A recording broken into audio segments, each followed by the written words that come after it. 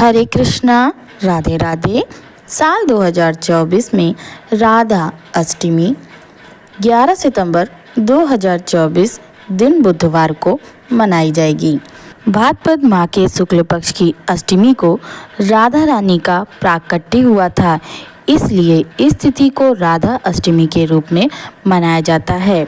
आज मैं आपको राधा अष्टमी के पूजन की विधि एवं उसका महात्म्य बताऊंगी। राधा अष्टमी व्रत की यह विधि ब्रह्म वैवर्त पुराण से ली गई है, जिसका वर्णन भगवान शंकर ने माता पार्वती को किया था। इस विधि से पूजन स्वयं श्री कृष्ण ने रास मंडल में श्री राधा का किया था। राधा अष्टमी की पूजा में श्री राधा मंत्र, श्री राधा स्तोत्र व श्री राधा कवच की बहुत बड़ी महिमा बताई गई है, जिसे करके कोई भी मनुष्य श्री कृष्ण को व गोलोक धाम को प्राप्त कर सकता है। श्री राधा की कांति श्वेत चंपा के समान गौर है।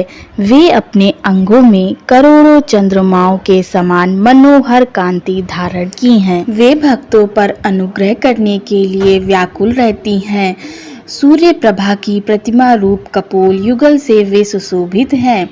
वे रूप की अधिष्ठात्री देवी हैं और गजराज की भांति मंद गति से चलती हैं, जो उन्हें अत्यंत प्यारी है। ऐसी गोप किशोरियां श्वेत चवर लेकर उनकी सेवा करती हैं।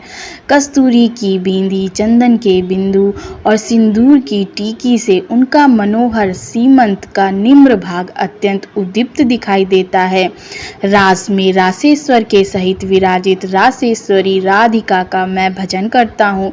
इस प्रकार ध्यान कर श्री राधा को पुष्प अर्पित करें और श्री राधा का चिंतन करें। इसके पश्चात इस प्रकार निवेदन करते हुए उन्हें श्रेष्ठ आसन, वस्त्र, तीर्थों के जल, गंध, कस्तूर, कुमकुम और सुगंध से युक्त सुगंधित चंदन चूर्ण द्वारा उनका अनुलेपन के रूप में प्रस्तुत करें। उसके पश्चात धूप दीप अर्पित करें। श्री राधा को पारिजात पुष्प के फूल अर्पित करें। श्री राधा को सुगंधित आंवले के चूर्ण सेवा में प्रस्तुत करें। इस आंवले के चूर्ण से उनको स्नान कराएं। उसके बाद अमूल्य रत्नों के बने हुए आभूषण शंख की चूड़ियों को मेरी ओर से ग्रहण करें। तत्पश्चात श्री राधा को ऋतुफल अर्पित करें। लड्डू आदि उत्तम मिष्ठान नैवेद्य के रूप में प्रस्तुत करें। कर्पूर आदि से सुवासित सब भोगों से उत्कृष्ट, रमणीय और सुंदर तांबुल तथा स्वादिष्ट जल ग्रहण कराएं। श्री राधा को मधुपर्क अर्पित करें। रत्नों के सार भाग से निर्मित अग्निशुद्ध निर्मल वस्त्र से आच्छादित तथा पुष्प और चंदन से चर्चित सैया प्रस्तुत करें।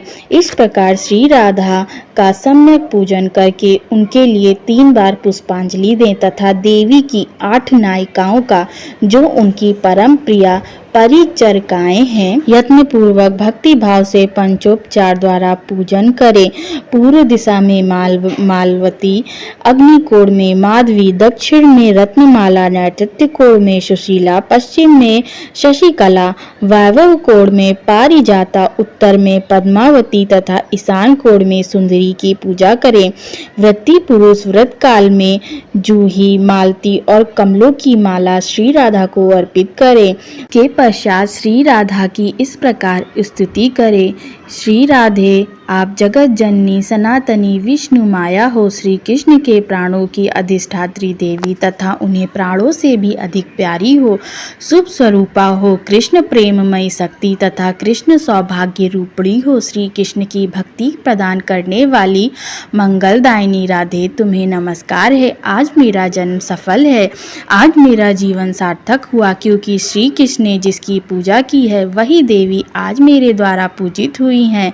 श्री कृष्ण के वक्ष स्थल में जो सर्व सौभाग्यशालिनी राधा हैं, वे ही रास मंडल में रासेश्वरी, वृंदावन में वृंदा, गोलोक में कृष्ण प्रिया, तुलसी कानन में तुलसी, कृष्ण संग में चंपावती हैं। कृष्ण पूजिते, आप मुझे कृष्ण की भक्ति और श्री कृष्ण का दास्य प्रदान करें। इस प्रकार स्तुति करके श्री राधा कवच का पाठ करें। यह प्राचीन स्त्रोत श्री हरि की भक्ति एवं दास्य प्रदान करने वाला है। इस प्रकार जो प्रतिदिन श्री राधा की पूजा करता है वह साक्षात विष्णु के समान है, जीवन मुक्त एवं पवित्र है, उसे निश्चय ही गोलोक धाम की प्राप्ति होती है।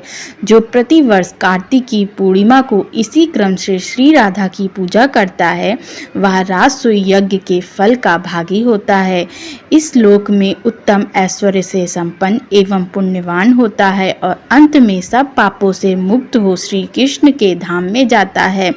आदि काल में पहले श्री कृष्ण ने इसी क्रम से वृंदावन के रास मंडल में श्री राधा की स्तुति एवं पूजा की थी। दूसरी बार वेद माता सावित्री को पाकर सृष्टिकर्ता ब्रह्मा जी ने इसी क्रम से राधा का पूजन किया था। नारायण ने भी श्री राधा की आराधना करके महालक्ष्मी, सरस्वती, गंगा तथा भुवन पावनी पार शक्ति तुलसी को प्राप्त किया था। क्षीर सागर शाही श्री विष्णु ने श्री राधा की आराधना करके ही सिंधु सुता को प्राप्त किया था। दक्ष कन्या की मृत्यु हो जाने पर शिव जी ने श्री कृष्ण की आज्ञा से पुष्कर में श्री राधा की पूजा की और उसके प्रभाव से माता पार्वती को प्राप्त किया। पतिव्रता श्री राधा की पूजा करके उनके दिए हुए वर से कामदेव ने रति को, धर्मदेव ने सती साध्वी को और देवताओं और मुनियों ने धर्म, अर्थ, काम एवं मोक्ष को प्राप्त किया। जो मनुष्य श्री कृष्ण द्वारा किए गए श्री राधा स्तोत्र का पाठ करता है वह श्री कृष्ण की भक्ति और दास्य भाव प्राप्त करता है, इसमें कोई संशय नहीं है। स्त्री से वियोग होने पर जो पवित्र भाव से 1 मास तक इस स्तोत्र का श्रवण करता है वह शीघ्र ही सती, सुंदरी और सुशीला स्त्री को प्राप्त कर लेता है। जो भार्या और सौभाग्य से हीन है वह यदि 1 वर्ष तक इस स्तोत्र का श्रवण करे तो उसे भी शीघ्र ही सुंदरी, सुशीला एवं सती भार्या की प्राप्ति होती है। पुत्र की इच्छा करने वाले पुरुष यदि 1 वर्ष तक इस राधा स्तोत्र का श्रवण करे तो उसे पुत्र प्राप्त हो जाता है। इस स्तोत्र के प्रसाद से मनुष्य बहुत बड़ी व्याधि एवं रोगों से मुक्त हो जाता है। जो कार्तिक की पूर्णिमा को श्री राधा का पूजन करके श्री राधा स्तोत्र का पाठ करता है वह अविचल लक्ष्मी को प्राप्त करता है, राजसूय यज्ञ का फल का भागी होता है। यदि नारी इस स्तोत्र का श्रवण करे तो वह पति के सौभाग्य से संपन्न होती है। जो भक्ति पूर्वक इस स्तोत्र को सुनता है वह निश्चय ही बंधन से मुक्त हो जाता है। जो प्रतिदिन भक्ति भाव से श्री राधा की पूजा करके प्रेम पूर्वक श्री राधा स्तोत्र का पाठ करता है वह भव बंधन से मुक्त हो गोलोक धाम में जाता है। जय श्री कृष्ण। आशा है आपको ये वीडियो पसंद आई होगी। अगर वीडियो पसंद आई हो तो वीडियो को लाइक कर दें और अगर मेरे चैनल पर नए आए हैं तो चैनल को सब्सक्राइब करना ना भूलें। जय श्री कृष्ण।